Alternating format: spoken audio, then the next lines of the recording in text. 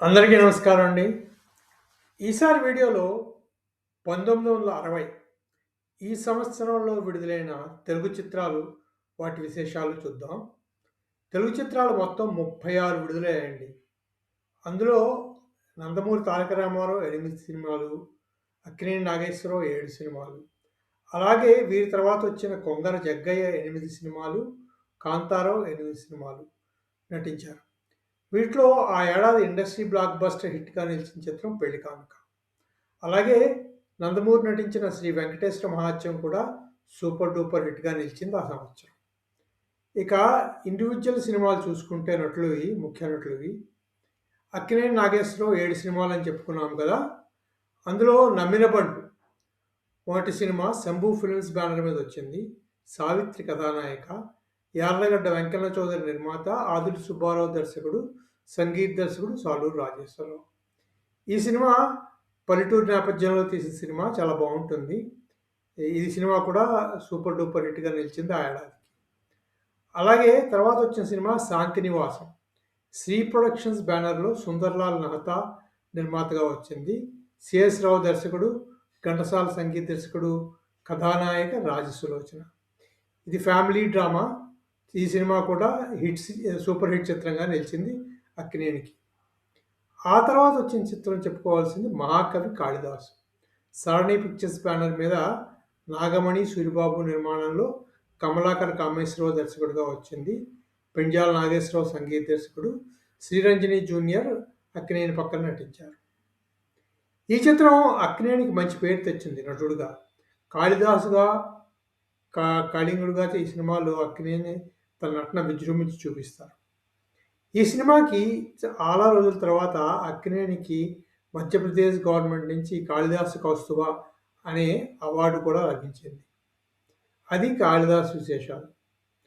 ఆ తర్వాత ఈ చిత్రానికి ఆ ఏడాదికి ఉత్తమ చిత్రంగా కూడా కేంద్ర ప్రభుత్వ అవార్డు లభించింది. ఆ తర్వాత వచ్చిన సినిమా వీనస్ పిక్చర్స్ వారి 'పెళ్లి కానుక'. ఈ చిత్రం టి. గోవిందరాజన్ నిర్మాత, సివి శ్రీధర్ దర్శకుడు, ఏఎం రాజా సంగీత దర్శకుడు, బి సరోజాదేవి, కృష్ణకుమారి కథానాయకులు. ఈ సినిమా 'కళ్యాణ పరిసు' అని తమిళంలో వచ్చిన సినిమాకి ఆధారంగా సివి శ్రీధరే మళ్ళీ తెలుగులో తీశారు. ఈ సినిమా సూపర్ డూపర్ హిట్, రజతోత్సవ చిత్రంగా నిలిచింది, ఇండస్ట్రీ బ్లాక్ బస్టర్గా నిలిచింది 1960 సంవత్సరానికి. ఆ తర్వాత మళ్ళీ ఇదే ఏడాది శ్రీ ప్రొడక్షన్స్ వారిదే ఇంకో చిత్రం వచ్చింది అక్కినేనితో. అది 'అభిమానం'. సావిత్రి కథానాయిక, సుందర్లాల్ మెహతా నిర్మాత, సిఎస్ రావు దర్శకుడు, ఘంటసాల సంగీత దర్శకత్వం. అవి ఒకే ఏడాది శ్రీ ప్రొడక్షన్స్ 2 చిత్రాలు వచ్చాయి. ఒకటి జనవరిలో వచ్చింది, ఇంకోటి అక్టోబర్, నవంబర్లో వచ్చినట్టుంది 'అభిమానం'. ఆ తర్వాత వచ్చిన చిత్రం 'రుణానుబంధం'. అంజలి పిక్చర్స్ బ్యానర్ మీద వచ్చిన చిత్రం. పి. ఆదినారాయణరావు నిర్మాత, సంగీత దర్శకుడు, వేదాంతం రాఘవయ్య దర్శకుడు, అంజలిదేవి కథానాయిక. ఈ చిత్రం అంతగా ఆడలేదని చెప్పుకోవాలి. ఆ తర్వాత వచ్చిన సినిమా 'ప్రగతి ఆర్ట్ ప్రొడక్షన్స్' బ్యానర్ మీద డివిఎస్ రాజ్ తీసిన చిత్రం. తాత్యాన్ ప్రకాశ్రావు దర్శకుడు, తాత్యాన్ చలపతిరావు సంగీత దర్శకుడు, మా బాబు ఈ చిత్రం పేరు. సావిత్రి కథానాయిక. ఈ చిత్రం చాలా బాగుంటుంది, మంచి చిత్రం. కానీ ఎందుకో తెలుగులో ఈ చిత్రం ఆడలేదు. ఈ 'చిరాగ్ కహీ రోషన్ కహా కా' సినిమా ఆధారంగా తీశారు. మంచి సినిమా. నటీనటులు సావిత్రి, అక్కినేని చాలా బాగా నటించారు. జగ్గయ్య కూడా ఈ సినిమాలో ఉన్నారు గెస్ట్ కింద. కానీ ఈ సినిమా పెద్దగా ఆడలేదు. ఆ తర్వాత అక్కినేని తెలుగులో 7 సినిమాలు కాకుండా తమిళంలో కూడా ఈ ఏడాది 2 చిత్రాలు వచ్చాయి అక్కినేని. అందులో ఒకటి 'నమ్మిన బంటు' తమిళ వెర్షన్ 'పత్తలియాన్ వెట్రి' అని వచ్చింది. అది సావిత్రి కథానాయిక, నిర్మాత కూడా శంభు ఫిల్మ్స్ వారే. ఈ చిత్రం కూడా తమిళంలో బాగా ఆడింది. ఆ తర్వాత అంజలీదేవి కథానాయికగా 'ఎంగల్ సెల్వి' అనే చిత్రం వచ్చింది. అది తమిళంలో ఒరిజినల్గా తీశారనమాట, తెలుగులో తీయలేదు. టి.ఈ. వాసుదేవన్ నిర్మాత, యోగానంద్ దర్శకుడు, కెవి మహాదేవన్ సంగీత దర్శకుడు. అవండి అక్కినేని చిత్రాలు చూసుకుంటే 1960లో విడుదలైనవి. 7 తెలుగు చిత్రాలు, 2 తమిళ చిత్రాలు. తర్వాత రామారావు చిత్రాలు చూసుకుంటే మొట్టమొదటి సినిమా ఆ ఏడాది వచ్చింది 'శ్రీ వెంకటేశ్వర మహాత్యం'. సావిత్రి, ఎస్. వరలక్ష్మి ముఖ్య కథానాయకులు. నిర్మాణ సంస్థ పద్మశ్రీ పిక్చర్స్. నిర్మాత వెంకటేశ్వర్లు, పి. పుల్లయ్య దర్శకుడు, పెంజాల నాగేశ్వరరావు సంగీత దర్శకుడు. ఈ సినిమా కూడా మంచి హిట్ సినిమాగా నిలిచిందండి. ఆ ఏడాది ఆల్మోస్ట్ శాంతినివాసం తర్వాత బాగా ఆడిన సినిమా ఈ చిత్రం అని చెప్పుకోవాలి. 25 వారాలు ఆడినట్టుగా ఎక్కడ పోస్టర్స్ లేవు. సో, అంచేత ఇది సూపర్ డూపర్ హిట్ సినిమాగానే చెప్పుకోవాలి. ఇంకో చిత్రం వచ్చిన తర్వాత రాజమకుటం. వాహిని పిక్చర్స్ బ్యానర్ మీద నిర్మాత, దర్శకుడు బిఎన్ రెడ్డి తీశారు. మాస్టర్ వేణు సంగీత దర్శకుడు. ఇదొక జానపద చిత్రం. రాజసులోచన కథానాయిక. ఈ సినిమా ఆడలేదు. బిఎన్ రెడ్డి గారికి ఈ సినిమా ఎందుకు ఆడలేదో కూడా అర్థం కాలేదు ఆయన. అదండి రాజమకుటం సినిమా విశేషం. ఆ తర్వాత వచ్చిన చిత్రం బిఏఎస్ ప్రొడక్షన్స్ బ్యానర్ మీద బిఎస్ సుబ్బారావు నిర్మాత, దర్శకుడుగా, సాలూరు రాజేశ్వరరావు సంగీత దర్శకుడుగా, అంజలిదేవి కథానాయికగా వచ్చిన చిత్రం రాణి రత్నప్రభ. ఇది కూడా యావరేజ్ సినిమాగానే నిలిచినట్టుంది.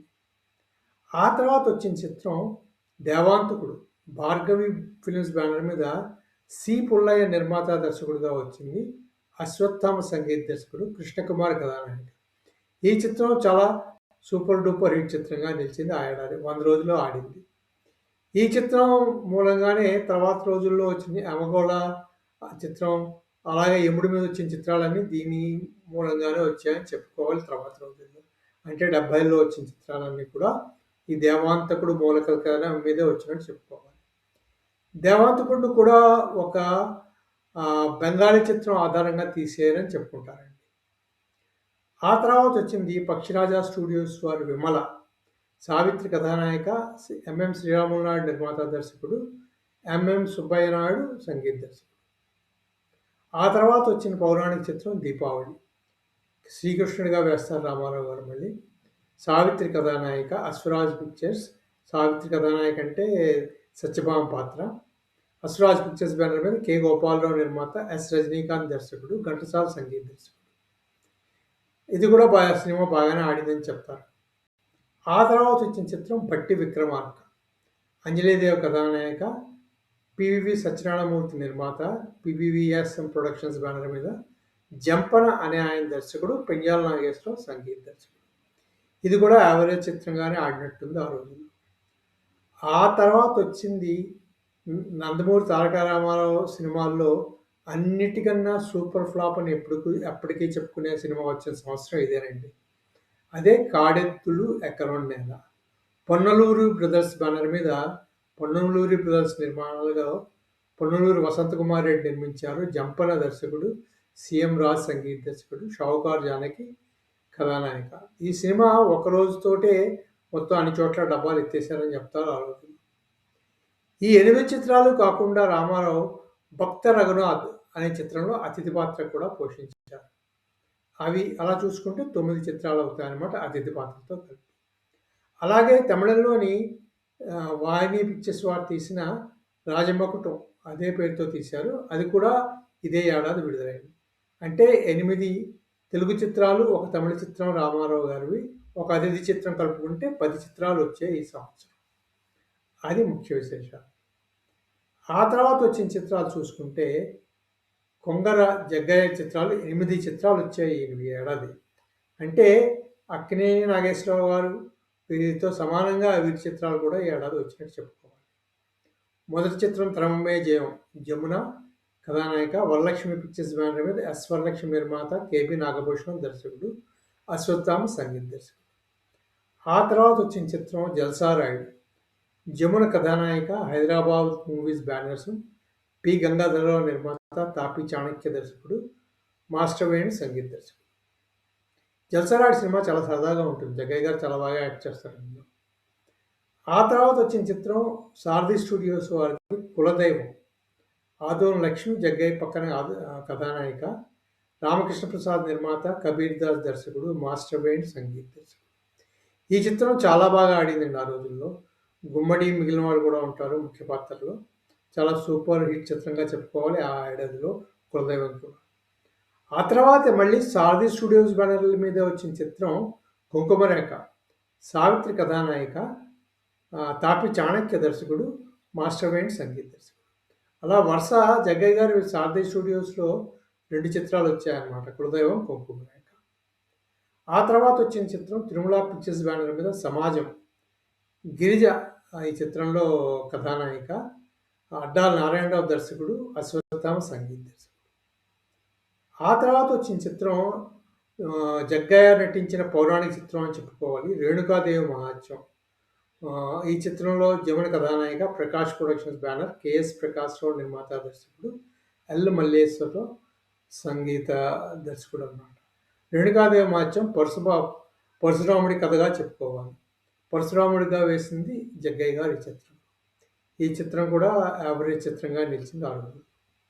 ఆ తర్వాత వచ్చిన చిత్రం జగపతి పిక్చర్స్ వారి మొట్టమొదటి చిత్రం అన్నపూర్ణ. జమున కథానాయిక, విబి రాజేంద్ర ప్రసాద్ నిర్మాత, దర్శకుడు వి మధుసూదన్ రావు, సుసల దక్షిణామూర్తి సంగీత దర్శకుడు. ఈ చిత్రం 100 రోజుల చిత్రంగా నిలిచింది. జగపతి వారి మొదటి చిత్రం. అప్పటికి అక్కినేని కాల్ షీట్లు దొరకకపోవడంతో, అక్కినేని చెప్పడంతో జగ్గయ్య గారితో అన్నపూర్ణ సినిమా తీశారు జగపతి పిక్చర్స్ వారు. ఆ తర్వాత 8వ చిత్రంగా వచ్చింది పెళ్లి కానుక. ఈ చిత్రంలో జగ్గయ్య గారు గెస్ట్ పాత్ర అనుకోవచ్చు వేశారు ఈ చిత్రంలో. పెళ్లి కానుకలో Venus pictures, Govindarajan, CV Sridhar. ఈ పాత్ర తమిళంలో కళ్యాణ పరుసులో అక్కినేని నాగేశ్వరరావు వేశారు అనమాట. ఆ పాత్ర తెలుగులో జగ్గయ్య వేశారు. ఇవి జగ్గయ్య గారి చిత్ర విశేషాలు. ఆ తర్వాత వచ్చిన చిత్రాలు కాంతారావు. ఈయనవి 8 చిత్రాలు వచ్చాయి ఈ సంవత్సరం. అందులో భక్త రఘునాథ్ చిత్రంలో జమున కథానాయిక, జీవీఎస్ ప్రొడక్షన్స్ బ్యానర్ మీద జి సదాశివుడు నిర్మాత, సినీ సముద్రాల గారి చిత్రానికి దర్శకుడు, సంగీత దర్శకత్వం ఘంటసాల. ఇది ఒక భక్త రఘునాథ్ అనే ఆయన దీని మీద తీశారు. ఇందులోనే రామారావు అతిథి పాత్రలో కనిపిస్తారు. ఆ తర్వాత షావుకార్ జానకి కథానాయికగా దేవసుందర్ అనే పౌరాణిక చిత్రం వచ్చింది. రాయల్ స్టూడియోస్ బ్యానర్ మీద హెచ్వి బాబు దర్శకుడు, సంగీత దర్శకుడు CS Pandurangam.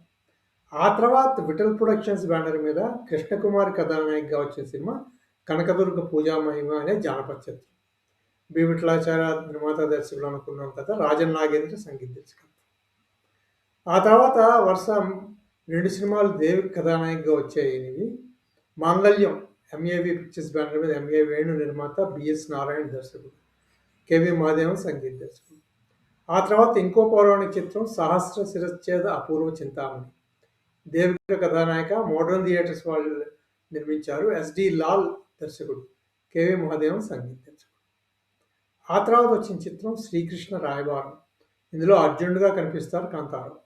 Chandrika pictures banner మీద వచ్చింది. వైవి రామానుజన్ నిర్మాత, ఎస్ జగన్నాథ్ దర్శకుడు, అశ్వత్థామ సంగీత దర్శకుడు.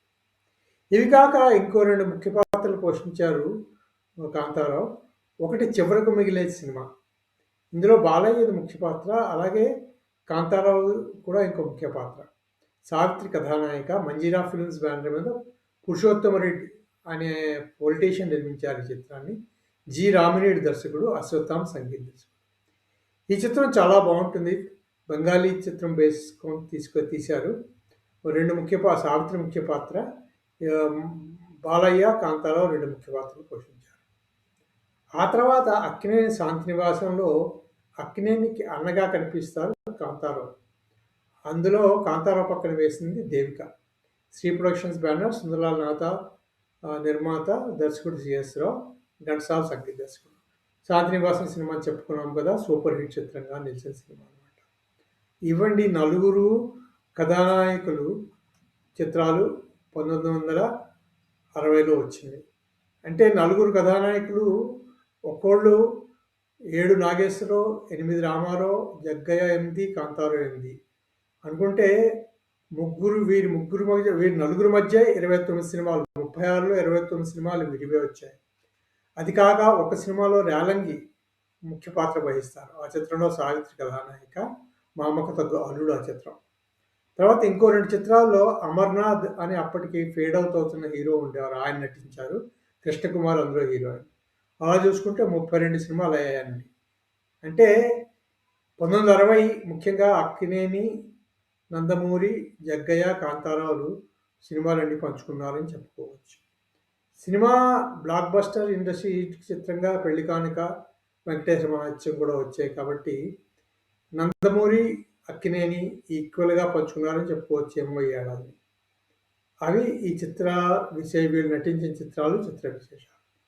తర్వాత ఈ ఏడాది కూడా కొంతమంది కొత్త నటులు ప్రవేశించారు తెలుగు చిత్ర పరిశ్రమ. వాళ్ళు ఎవరు అని చూసుకుంటే, శోభన్ బాబు కిందటి సంవత్సరం దేవబలంలో చిన్న పాత్రలో కనిపించారని చెప్పామనుకున్నాం కదా! ఆయన చాలా ముఖ్య పాత్రలో 'భక్త శబరి' చిత్రంలో ఈ ఏడాది పూర్తిగా కనిపిస్తారు. ఆ తర్వాత 'చివరికి మిగిలేదనే' సినిమాలో ప్రభాకర్ రెడ్డి ఒక ముఖ్య పాత్రలో పరిచయమయ్యారు. డాక్టర్‌గా పరిచయమవుతారు ఈ చిత్రంలో. అలాగే రామకృష్ణ 'నిత్య కళ్యాణం పచ్చతోరణం' అనే సినిమాలో రెండవ కథానాయకుడిగా చిత్రరంగ ప్రవేశం చేశారు.